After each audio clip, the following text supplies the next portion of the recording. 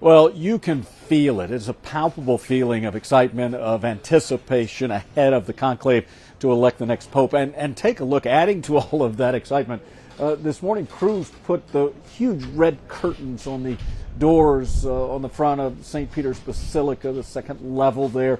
That balcony is where the Pope will walk out for the first time after being elected, addressing the world as the new leader of the Catholic faith. You know, it's been just over a week since the funeral for Pope Francis, and that time's been filled with meetings, with private discussions, prayer.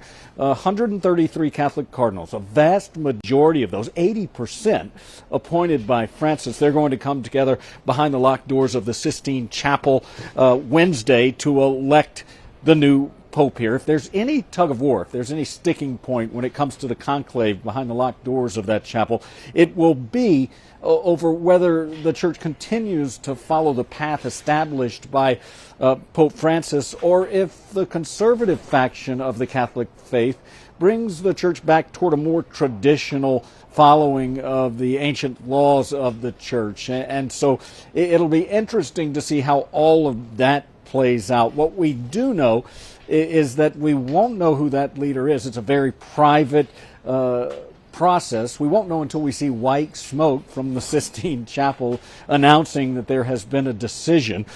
The small chimney that will be used was placed on top of the chapel over the weekend.